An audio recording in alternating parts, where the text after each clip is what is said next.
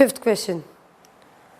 Clarified Solutions is in the process of drawing up a capital budget for the next 3 years. 3 साल का capital budget वो बना रहे हैं. It has funds to the tune of rupees 1 lakh which can be allocated across projects A, B, C, D and E. There are 5 projects in consideration. Capital budget मतलब वो invest करना चाहते हैं, they have fund, उसको कहाँ पर invest करें, that is what they are thinking of, planning of. 5 projects हैं उनके पास में, A, B, C, D और E, and they have rupees 1 lakh in hand. 1 lakh के जितने फंड्स हैं, 5 projects are into consideration. The net cash inflows associated with an investment of ₹1 in each project are provided in the table below. 1 रुपये अगर आप invest करते हो तो आपके कैश इन्फ्लोज कितने होते हैं? Net cash inflows associated with investment of ₹1. If you are investing ₹1 in any project, आपके नेट कैश फ्लोज कितने होते हैं उसका आपको टेबल दिया हुआ है. From the 5 investment, 0 period, then 1 year, 2 year and 3 year, सबका आपको इनफ्लो आउटफ्लो दिया हुआ है. So if you see investment जो ए है, प्रोजेक्ट ए में दिया हुआ है -1 इन 0 पीरियड. इसका मतलब 1 रुपये अगर हम 0 पीरियड में इन्वेस्ट कर रहे हैं, माइनस मतलब आउटफ्लो हो रहा है. So if we are investing 1 rupee in 0 period, हमें उसके अगेंस्ट में इनफ्लो क्या होगा? तो at the end of year 1 we'll get 0.5 rupees, at the end of year 2 we'll get 1 rupee, year 3 के एंड पे हमें कुछ भी नहीं मिल रहा है. So if we are investing 1 rupee in 0 period, हमें 0.5 रुपीज़ ईयर 1 में मिलेगा, 1 रुपी ईयर 2 में मिलेगा. That is the inflow associated with A. Similarly for B अगर हम देखें तो बी में 0 पीरियड में कोई इनफ्लो आउटफ्लो नहीं है. The inflow is at the end of outflow is at the end of year 1, मतलब ये प्रोजेक्ट लेट स्टार्ट हो रहा होगा. At the end of year 1 we have to invest, अगर कुछ भी इन्वेस्टमेंट करना है तो तभी इन्वेस्ट करेंगे. If we have invested 1 rupee at the end of year 1, हमें इनफ्लो मिलेगा ईयर 2 के एंड पे 0.5 रुपीज़, ईयर 3 के एंड पे 1 rupee. Similarly for C, D and E, all of these we will read. तो हम देखें तो सी और डी में there is an outflow in 0 period. अभी के अभी हम इसको इन्वेस्ट कर सकते हैं. अभी इन्वेस्ट करते हैं तो हमें इनफ्लो कब होता है? तो सी के केस में हमें ईयर 1 पे इनफ्लो होता है, ईयर 2 और 3 में कोई इनफ्लो नहीं होगा. वेराज डी के केस में हमें सीधा लास्ट ईयर 3 में इनफ्लो हो रहा है, 1 और 2 में हमें कुछ भी नहीं मिल रहा है. हम आज इन्वेस्ट करेंगे तो 3 साल के बाद हमें टोटल रिटर्न मिलेगा 1.9. एंड प्रोजेक्ट ई की अगर हम बात करें तो ई में हमें इन्वेस्टमेंट करना है eight the end of 2 years, और उसके अगेंस्ट में हमें रिजल्ट मिल जाएगा, हमें इनफ्लो मिल जाएगा at the end of 3 years. To ensure that the firm remains reasonably diversified, the firm not commits an investment exceeding ₹75 in any project. They do not want to invest more than 75,000 rupees in any project to ensure diversity. Risk को कम करने के लिए वो 75,000 से ज़्यादा किसी भी एक प्रोजेक्ट में इन्वेस्ट नहीं करेंगे. दैट मीन्स एक कॉन्स्टेंट हो गया ये हमारा, ए, बी, सी, डी, ई, एफ जो भी प्रोजेक्ट हो, maximum investment will be only 75,000. Then the firm cannot borrow funds, therefore the cash available for investment at any time is limited to cash in hand. Firm funds borrow नहीं कर सकता है, it is not capable of taking any loans, any borrowings. तो at any point of time it can invest only the amount which it already has in hand. जितना उसके पास cash in hand है वो उतना ही इन्वेस्ट कर सकता है, उससे ज़्यादा और इन्वेस्टमेंट नहीं हो सकता. Right now they are having 1 lakh rupees in hand. Second year में कैश इन हैंड हमारा चेंज हो सकता है. ये 1 लाख हमने 0 पीरियड में इन्वेस्ट किए, उसमें से कुछ हमें रिटर्न्स मिलेंगे, जो रिटर्न मिलेंगे वो हमारे कैश इन हैंड हो जाएंगे फॉर फर्स्ट ईयर. फिर हम उसमें से कुछ इन्वेस्ट कर देंगे, again we'll get some returns in second year, वो हमारा कैश इन हैंड हो जाएगा. Only that limited cash in hand can be invested in any year. The firm will earn interest at the rate of 8% per annum by parking the uninvested funds in money market instrument. Money market instrument, you must be aware of, these are short term instrument. जो 3-4 महीने के कुछ छोटे छोटे bonds वगैरह होते हैं, those we call them as money market instrument, जिनका मेच्योरिटी बहुत कम होता है. ओके, शॉर्ट टर्म इन्वेस्टमेंट्स होते हैं ये. इट सेड जो अनइन्वेस्टेड अमाउंट है, जितना इन्वेस्ट नहीं कर पाए, that uninvested amount can be invested in money market instruments. जो हम किसी प्रोजेक्ट में नहीं लगा पाए हैं, वो अमाउंट हम मनी मार्केट इंस्ट्रूमेंट में डाल सकते हैं, and there we can earn 8% of interest. 8% का हम इंटरेस्ट भी अर्न कर सकते हैं. Assume that the returns from investment can be immediately invested. जो भी कुछ हमें मिल रहा है इन्वेस्टमेंट से, मान लो कि तुरंत ही हम उसको इन्वेस्ट भी कर सकते हैं. मतलब if you are getting some return at the end of year 1, तो आपको ईयर 1 के एंड पे ही मिल रहा है, ईयर 1 के एंड पे ही आप उसको वापस से री इन्वेस्ट भी कर सकते हो. It's not taking any time. Example, the positive cash flow received from C at time 1 can immediately be reinvested in B. C से जो हमें इनफ्लो मिल रहा है ईयर 1 में 1.2 रुपीज़, उसमें से 1 रुपी तुरंत हम B में इन्वेस्ट कर सकते हैं. Formulate an LPP that will maximize cash on hand 3 years from now. ऐसी LPP हमें बनानी है so that our cash in hand at the end of 3 years it will be maximized. 3 साल के आखिरी में जाके हमारा कैश इन हैंड मैक्सिमाइज हो सके. So the main point is the investment in money market instruments. ये तो आपको समझ में आ गया होगा कि हमारे variables will be ABCD and E. The amount we are investing in different projects, वही हमारे वेरिएबल्स होंगे. ओके, अब बोला गया है आपका जो भी इन्वेस्टमेंट नहीं हो पाता, आप उसे मनी मार्केट में इन्वेस्ट कर सकते हो. As a good financial manager आप हमेशा करोगे.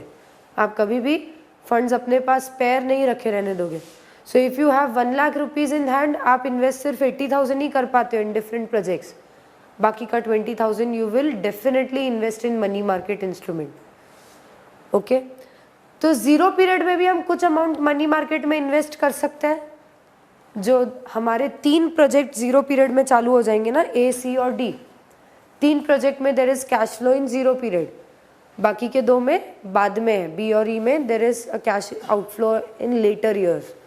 जीरो पीरियड में हम इन 3 प्रोजेक्ट्स में इन्वेस्ट कर सकते हैं.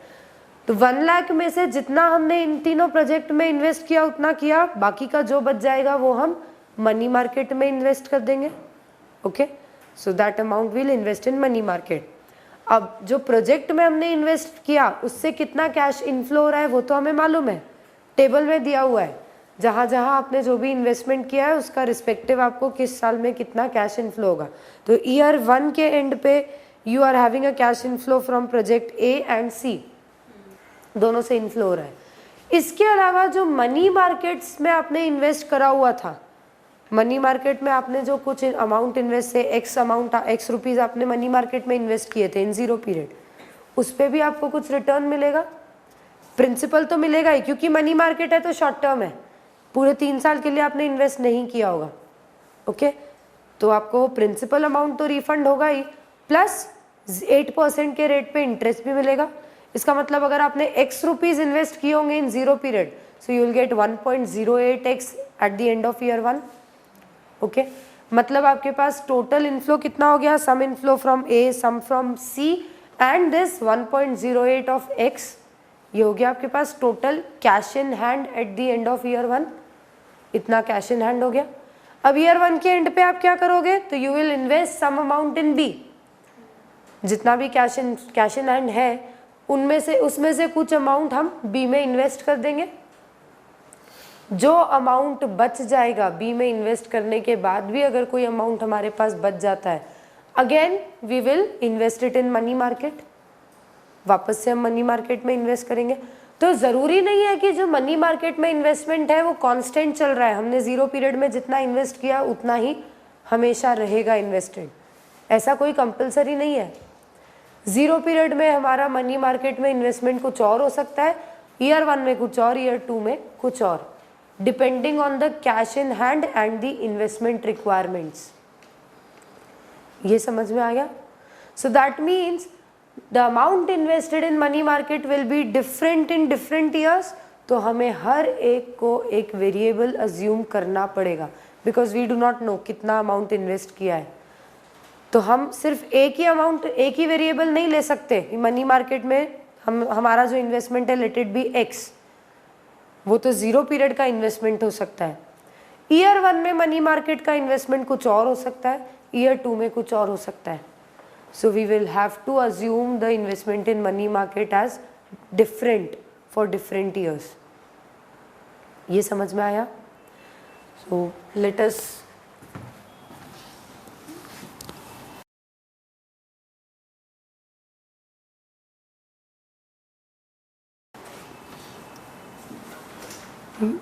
investment amount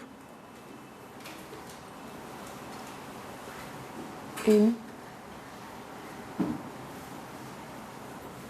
different projects be rupees A, B, C, D and E. The investment in money market instruments in year 0, 1 and 2 be x0, x1 and x2 respectively। ये 5 तो हो गए हमारे अलग अलग प्रोजेक्ट में हमने कितना अमाउंट इन्वेस्ट किया उसके वेरिएबल्स, और ये हो गया हमारे मनी मार्केट में हमने कितना कितना अमाउंट हर साल में इन्वेस्ट किया है।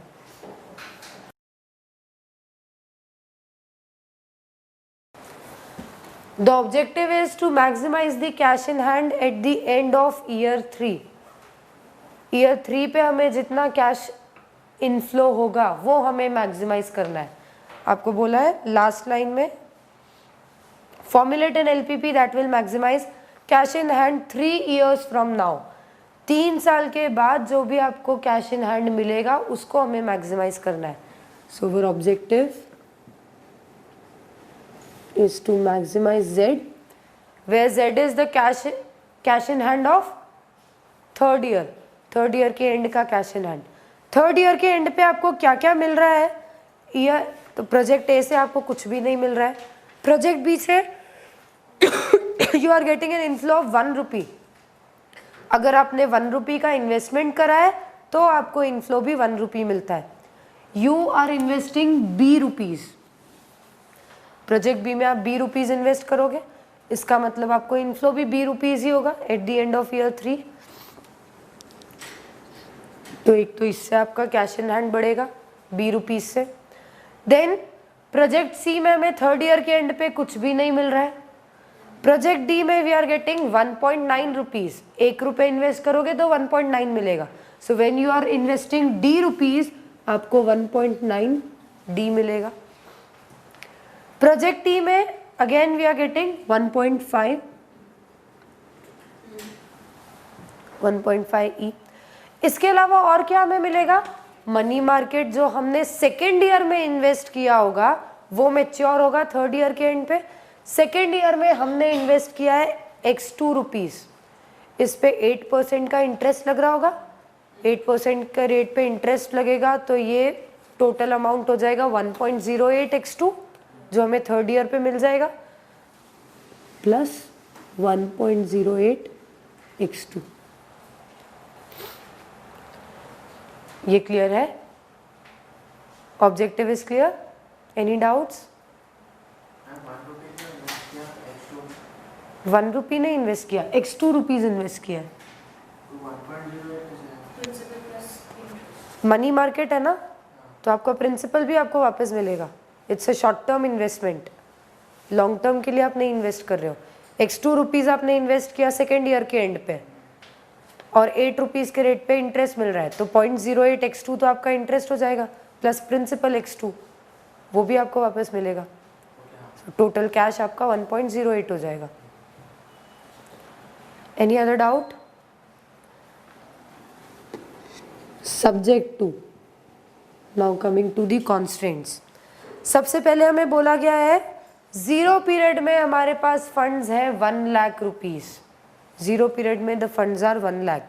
जीरो पीरियड में हम इन्वेस्टमेंट किस किस प्रोजेक्ट में कर रहे हैं? So we are investing in A, C and D. That means A plus C plus D, this should be less than 1 lakh. जितना भी डिफरेंस होगा वो हम मनी मार्केट में इन्वेस्ट करेंगे। इसका मतलब this plus x0 should be equal to 1 lakh. कम तो हम इन्वेस्ट करेंगे ही नहीं, because we are the best fund managers. तो हम अपने पास फंड रखते तो है ही नहीं स्पेयर। 1 लाख है तो हमें पूरा ही 1 लाख इन्वेस्ट करना है। जो प्रोजेक्ट्स में लग गया वो इधर लगा देंगे, जो नहीं लग पाया वो मनी मार्केट में लग जाएगा। So this should be equal to 1 lakh. Okay, next, इसके बाद ये तो हो गया zero period. Now come to the table. अब ईयर 1 में हमें दिया हुआ है हमें इनफ्लो कितना होगा और हमारा आउटफ्लो कितना होगा। Both of them should tally. जो हमारा इनफ्लो है जो आ रहा है प्रोजेक्ट ए से, प्रोजेक्ट सी से और मनी मार्केट से, 3 जगह से हमें इनफ्लो आ रहा है, उतना हमारे पास कैश इन हैंड हो जाएगा। वो पूरा का पूरा अमाउंट हम री इन्वेस्ट कर देंगे। ईयर 1 के एंड पे we are investing in B, तो कुछ अमाउंट तो हम बी में इन्वेस्ट करेंगे। जो बैलेंस बच जाएगा again we will invest in money market. जितना इनफ्लो आया है उतना टोटल पूरा आउटफ्लो हमारा होना चाहिए। There should be nothing left in hand. So we can write हमारा इनफ्लो कितना हो रहा है 0.5 ए। हमने ए रुपीज इन्वेस्ट किए थे तो अब 0.5 ए हमें इनफ्लो हो रहा है, प्लस हमने सी रुपीज इन्वेस्ट किए थे वो अब 1.2 सी हो गया, इतना हमें इनफ्लो हो गया। प्लस हमने ये जो x0 इन्वेस्ट किया था मनी मार्केट में, ये भी अब मैच्योर होके हो गया 1.08 x0, क्योंकि शॉर्ट टर्म है तो प्रिंसिपल भी हमें मिल जाएगा, इंटरेस्ट भी हमें मिल जाएगा। Okay, this is the total inflow. This should be equal to the outflow of year 1। Year 1 का आउटफ्लो हमें दिया हुआ है प्रोजेक्ट बी में वी आर इन्वेस्टिंग। बी में हम लगाएंगे बी रुपीज, कुछ तो हमने इसमें लगा दिया और जो बच गया वो मनी मार्केट में x1। Okay, similarly for year 2 we will see. Year 2 में भी जितना इनफ्लो हो रहा है उतना ही हमारा आउटफ्लो होगा। ईयर 2 में इनफ्लो हो रहा है हमें प्रोजेक्ट ए से 1 रुपीज, मतलब ए रुपीज इन्वेस्ट करेंगे तो ए रुपीज ही मिलेगा। बी से हमें मिल रहा है 0.5 रुपीज, 1 इन्वेस्ट करोगे तो 0.5 मिलेगा, तो बी रुपीज इन्वेस्ट करा है तो 0.5 ही मिलेगा। देन हमने ये मनी मार्केट में जो इन्वेस्ट किया था ईयर 1 के एंड पे, वो भी अब मैच्योर हो जाएगा at the end of year 2, तो ये हो जाएगा 1.08 x1। This again should be equal to the outflow of year 2। Year 2 में हमने इन्वेस्ट किया इन प्रोजेक्ट ई रुपीज हमने प्रोजेक्ट ई में इन्वेस्ट किए। इसके अलावा जो बैलेंस हमारे पास अगर बच जाता है तो हम उसको अगेन मनी मार्केट में लगा देंगे x2। ओके, ये हो गया year 2। Zero period, year 1, year 2, इन तीनों का ये आ गया डिटेल। ईयर 3 में जो होता है वो तो हमारा ऑब्जेक्टिव में आ गया। ईयर 3 में हम दोबारा से कुछ इन्वेस्ट तो कर नहीं रहे, री इन्वेस्टमेंट कुछ भी नहीं है। जो भी हमें इनफ्लो मिला है हमें उसी को मैक्सिमाइज करना है, वो हमारा ऑब्जेक्टिव है, लिमिटेशन नहीं है। There is no condition attached. Okay, इसके बाद बोला है every project can have a maximum investment of 75,000। That means A, B, C, D and E, all of them should be less than equal to 75,000। 75 से या तो कम invest करो या उसके जितना करो, किसी भी प्रोजेक्ट में इससे ज्यादा इन्वेस्टमेंट नहीं होना चाहिए। और कोई कॉन्स्टेंट? नो, इतनी कंडीशंस हमें दी हुई है। तो इसके बाद we will write the non negativity assumption. Although it's very clear कि अगर ये 75 ना चाहिए तो लेस देन है, हाँ तो 0 भी हो सकता है। कभी कभी ऐसा भी होगा कि यहाँ पर ही होगा से A B is greater than और इक्वल टू 100, तो यहाँ पर ऑब्वियस है कि 100 या 100 से ज़्यादा ही है, उससे कम नहीं हो सकता, तो 0 से कम होने का तो सवाल ही नहीं उठता। Even then we have to write the non negativity assumption. भले ही क्लियरली दिख रहा है कि वो नेगेटिव नहीं हो सकता, फिर भी हमें अलग से उसको एक्सप्रेस करना पड़ेगा। सो our variables are a b c d e, x0, x1 and x2. All these should be greater than equal to 0. 0 भी हो सकते हैं बट 0 से कम नहीं हो सकते, they cannot be negative.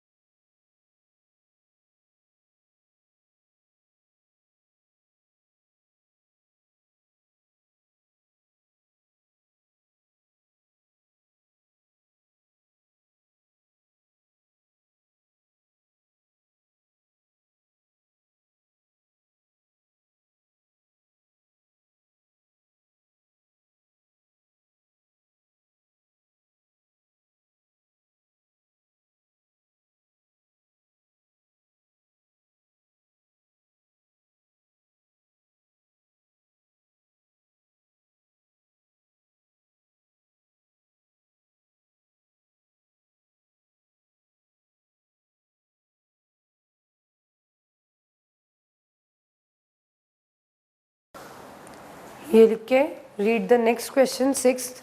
We have completed the LPP formulation वाला part. Now we are starting with the second part, the graphical method.